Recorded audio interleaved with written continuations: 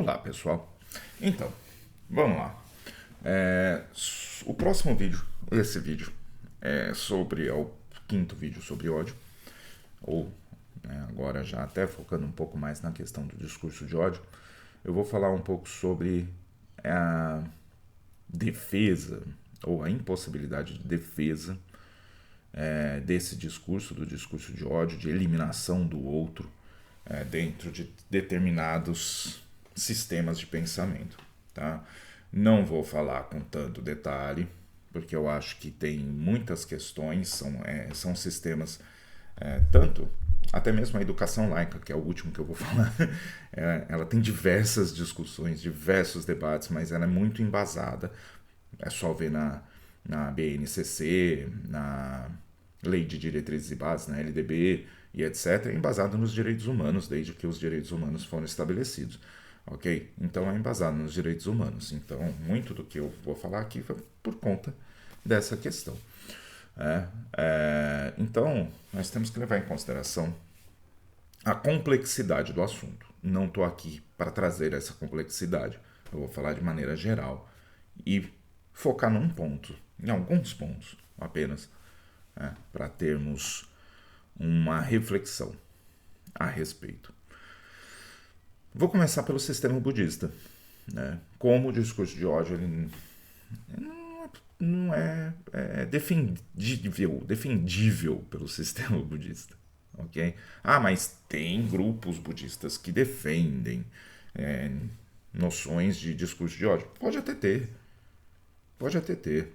Eu vou expor aqui como eu penso, dentro dos parâmetros do sistema budista.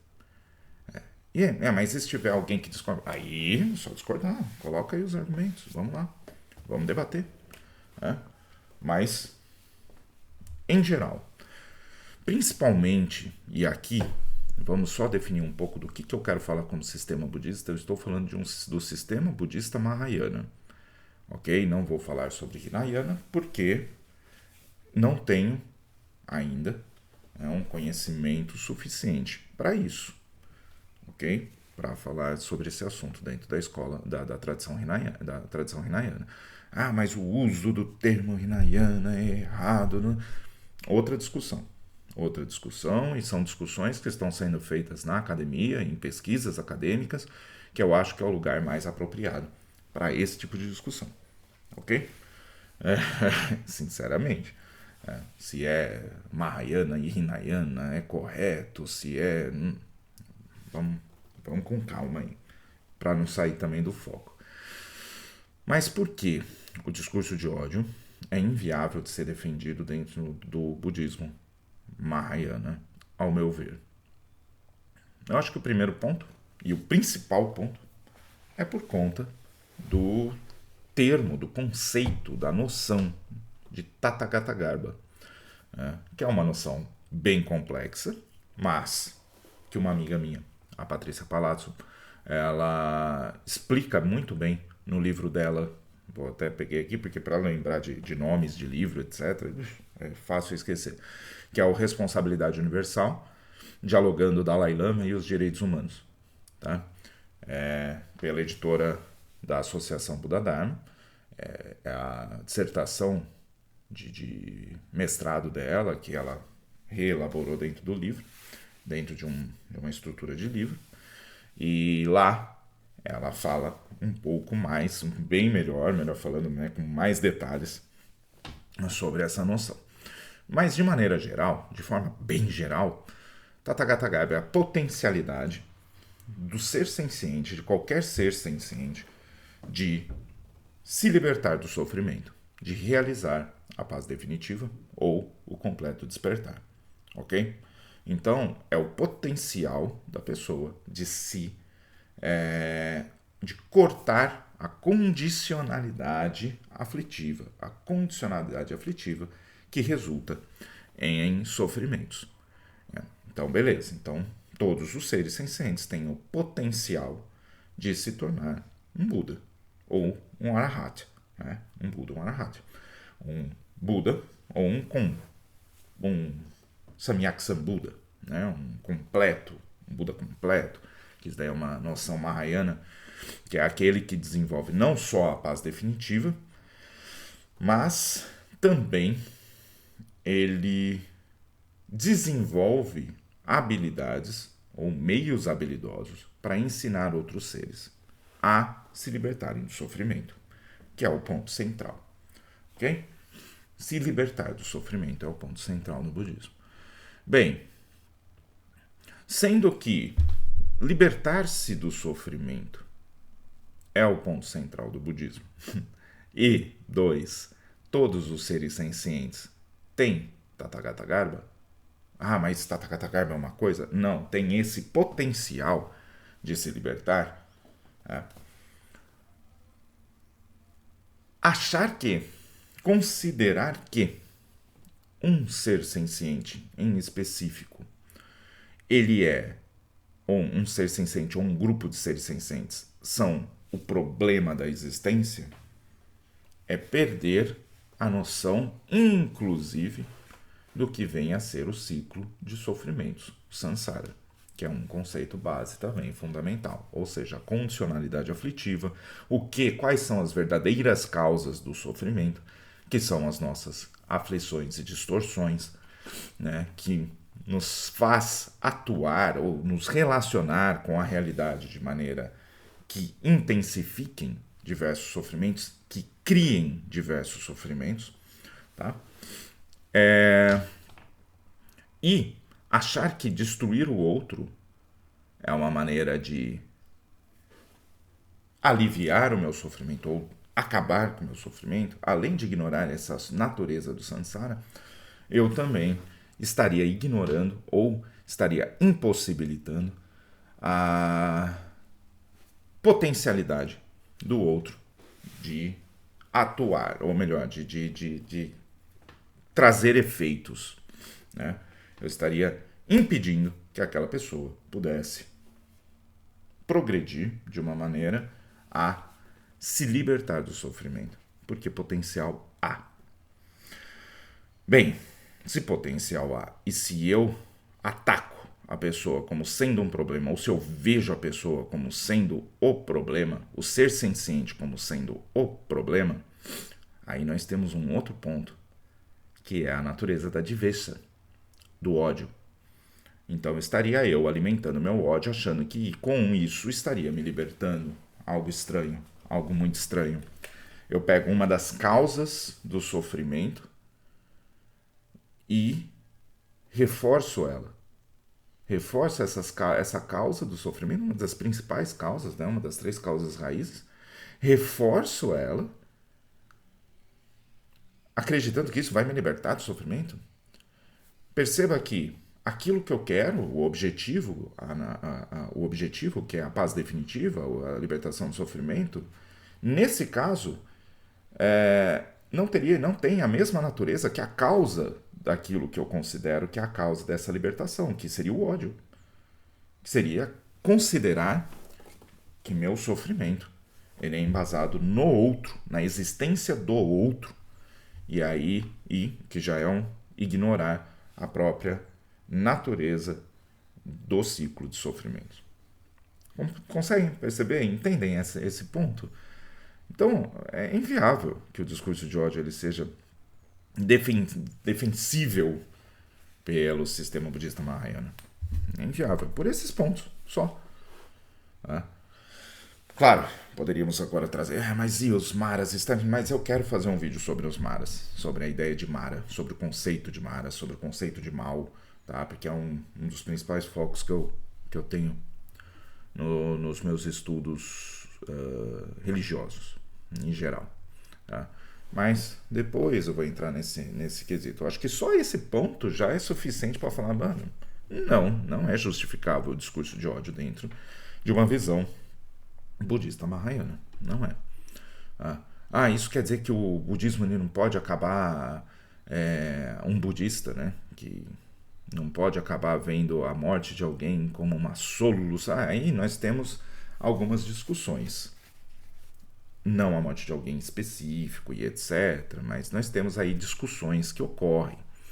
Tá? Por que ocorrem? Porque daí nós temos discussões históricas, né? de budistas, de pensadores budistas que defenderam, sim, determinados, por exemplo, o Yagyu Munenori, no seu livro A Espada que dá Vida, ele defende essa visão. Não, porque tirar a vida de um imperador que está causando o mal para diversas pessoas salvar essas diversas pessoas. Não é, aí entram grandes discussões aí, né? Por quê? Porque aí vai entrar diversas outras visões de mundo também. Entretanto, se isso está de acordo ou não, não sei. Não sei. Eu, particularmente, acho que, por conta desses aspectos que eu coloquei, que a ideia de tolher a liberdade, de tirar a liberdade de alguém, é mais dentro, porque te possibilita educá-la, né? Do que qualquer possibilidade de remoção da vida do outro, ok? Mas aí, em termos filosóficos, podemos discutir as bases, né? Que a base da revolta, né? Do tirar, do tentar mudar uma questão social, ela pode ser compassiva. Entretanto, até onde o matar pode ser compassivo, até onde o matar não tem um elemento de ódio dentro, isso é uma discussão bem interessante filosoficamente falando, tá? Socialmente falando, não é defensível. Não é defensível. E por que socialmente falando não é defensível? Eu acho que eu falo um pouquinho mais na questão da educação laica, mas porque tá ficando longo, para variar, né? O cristianismo. No cristianismo, eu acredito que tem duas coisas. O ser humano criado em imagem e semelhança de Deus, que é um dos aspectos, né, que coloca a possibilidade do ser humano como algo criativo, como algo liberto, livre de escolhas. Então, isso estabelece uma noção. Outra coisa, né? Dentro da noção de pecado, da noção de imanente, ninguém está livre do pecado. Ninguém está livre do pecado. Se ninguém está livre do pecado, meu irmão, já começa por aí. Você não tem como apontar simplesmente falando, porque você pega. Não, normalmente quem faz isso é para esconder os próprios erros, né? Mas, todavia, entretanto, há uma outra questão que eu acho que, se eu não me engano, foi bem defendida. Eu não lembro se foi o Bonarédio que defendeu isso, mas tudo bem. Que Deus ama a sua criação. Toda a sua criação. Tá? O que isso quer dizer? Eu acho muito bizarro, primeiro, mesmo falar Deus ama toda a sua criação, e a defesa disso, ela advém pela manutenção da própria criação. Se a criação ela ainda existe, é porque Deus a ama. Isso quer dizer que eu entrei na mente de Deus, eu sei como Deus pensa? Não, de maneira alguma. De maneira alguma. Porque eu acho que esse é a maior bizarrice. Quando pastores, sacerdotes em geral, estabelecem suas falas como se eles compreendessem Deus, Criador. Vamos lá. Dentro de um sistema onde há um Deus Criador, seja ele um Criador que criou do nada ou criou de algo, do caos que já estava estabelecido, já de alguma maneira existia, tanto faz. Se criou, criatura nenhuma conseguiria entendê-lo, conseguiria compreendê-lo. Então é muito complexo. Quando nós pensamos no cristianismo ainda, com a vinda de Jesus,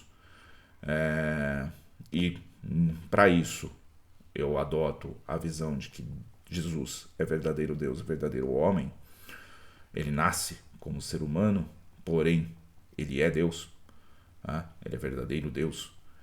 Então, quando penso sobre isso, vejo que o Novo Testamento, dentro dessa perspectiva cristã, ela é muito mais próximo da verdade salvífica do que o Antigo Testamento.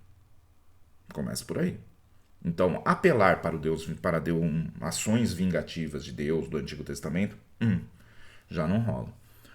Jesus, ele estabelece que amar o próximo a si mesmo, estabelece de amar seu inimigo, né, e orar por ele, papapá, um monte de coisa. Não defende, de forma alguma, a morte, né, matar o outro, a violência e a tortura. Não defende. Não defende. Nenhum dos 4 evangelhos que foram escolhidos para a Bíblia que conhecemos e que é, pelo menos esses 4 evangelhos, está presente na Bíblia de todas as igrejas, nomeações cristãs, né? Então tá tranquilo. Ou pelo menos todas as que eu conheço.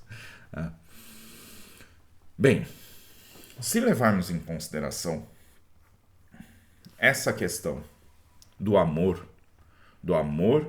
que estabelece o reino de Deus como algo que não é deste mundo, porque este mundo, sim, ele funciona de uma maneira violenta, de uma maneira agressiva, né? Isso quer dizer que, para conseguirmos nos aproximar de Deus, da vontade de Deus, precisamos nos despir muitas vezes, ou melhor, nos despir quase que completamente, dos valores deste mundo, ou dos valores mundanos. O que isso quer dizer? O que isso quer dizer? Vamos começar pela a principal, a verdadeira justiça. Dentro dessa perspectiva, ela só ocorrerá nas mãos de Deus. O ser humano é falho. As estruturas humanas são falhas. Então, a justiça nossa, ela é falha. Sendo ela falha, né, o único ser perfeito nessa concepção, nesse sistema, nessa estrutura, para fazer um julgamento correto de alguém, é Deus. E se eu não consigo, por ser criatura, não entendo os pensamentos de Deus, não tenho como entender o pensamento de Deus, logo, não sou eu que tenho que julgar o que Deus considera certo ou errado. Ah, mas está na Bíblia, porque Paulo, não desconsiderando que Paulo tem sua importância. Paulo, ok? Não é necessariamente Jesus. Ah, mas os evangelhos, ainda assim, escritos por Mateus, Marcos, Lucas e João. Não é diretamente, mas é o mais próximo. Mais próximo do que se tem do que Jesus trouxe. Então, quando se diz fala do amor, nós estamos estabelecendo aí como nos aproximar. Tentar estruturar a nossa sociedade, agora trazendo, né, já que o reino de Deus não é deste mundo, porém, nós tentamos estruturar as nossas comunidades e nossa sociedade numa perspectiva cristã, dentro desse viés, de um viés de amor, de aceitação, de entendimento do outro. Ok? Ah, mas eu posso ser contra o pecado e não contra o pecador. Pode. Você tá tão claro para você a diferença de um do outro? É tão claro para nós mesmo? É tão claro socialmente falando? É tão claro para nós qual é o limite do pecado e do pecador? Ou na nossa cabeça a coisa começa a se misturar? E quando eu fico julgando e tentando prestar atenção no pecado do outro, o quanto dos meus pecados eu não estou deixando passar? E desculpa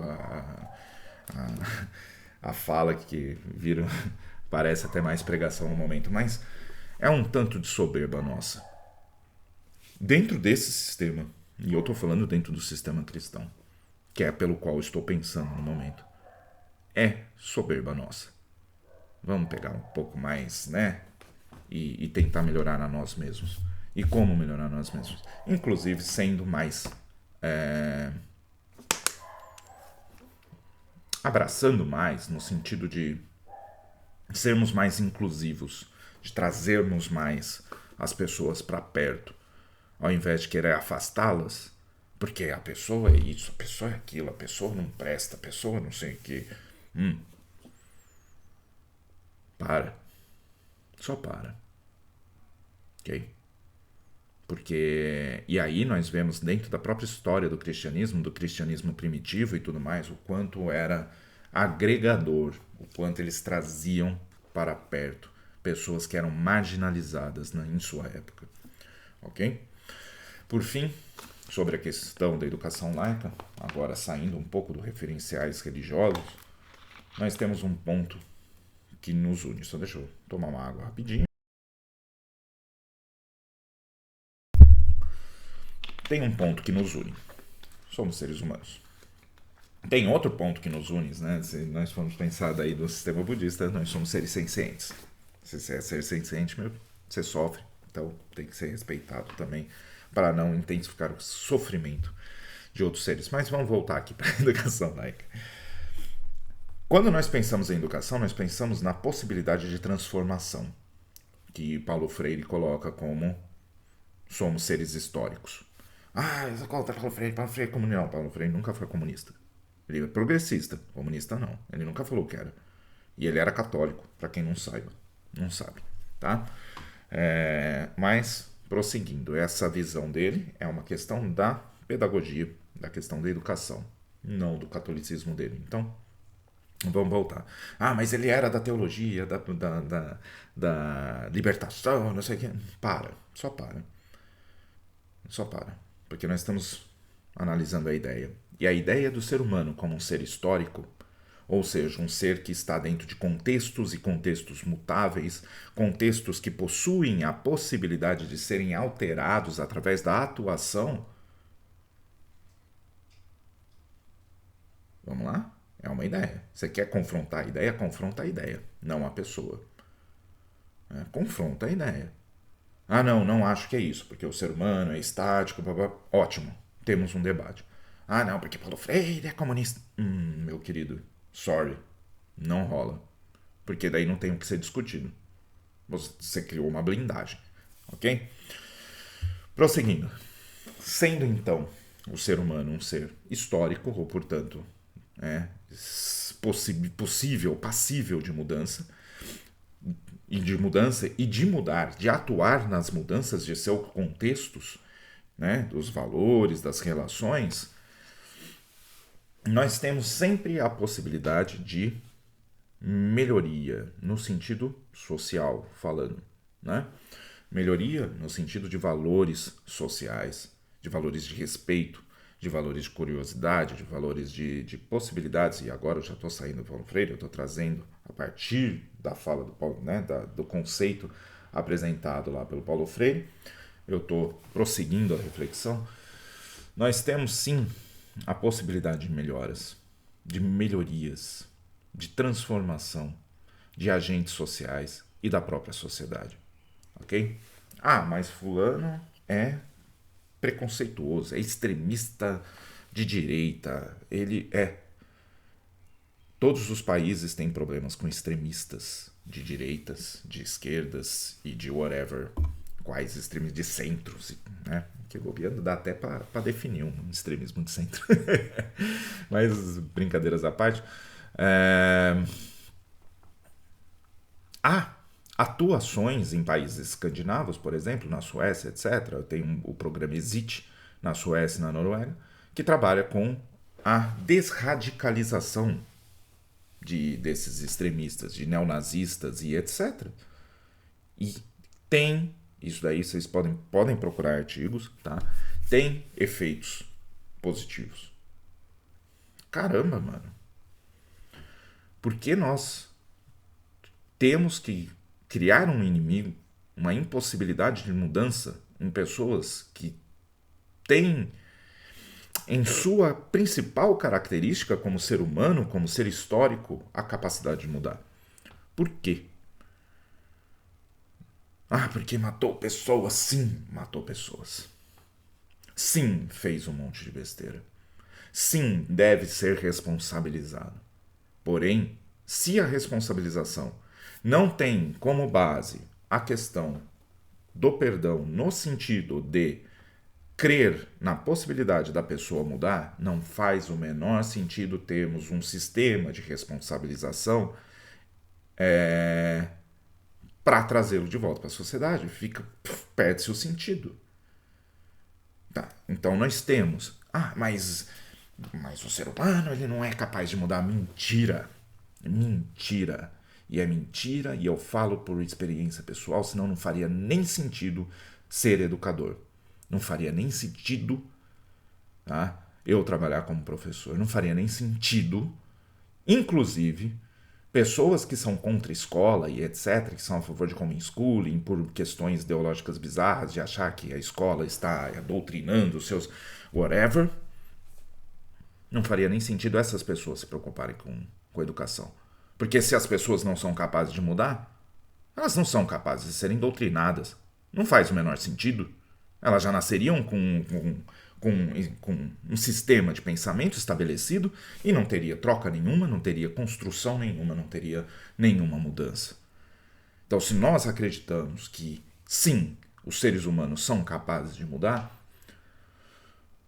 qual é o problema, então? Por que temos que tratar pessoas que cometeram os seus crimes e etc, etc, etc, de maneira que como se eles não fossem capazes de mudar? Ah, mas eles não querem. Aí é uma outra questão. Aí é uma outra questão. Que aí entra um problema de volição, de intencionalidade. Mas o que faria eles quererem também? Será que existem condições que favoreçam essa mudança? Que favoreçam essa vontade de mudança? Será que temos? Não sei. Eu, particularmente, acho que não. Eu imagino, e não são poucos, aqueles que saem da cadeia e encontram suas famílias ainda passando fome, ainda passando perrengue, ainda tendo que lidar com diversas doenças por causa de falta de saneamento básico.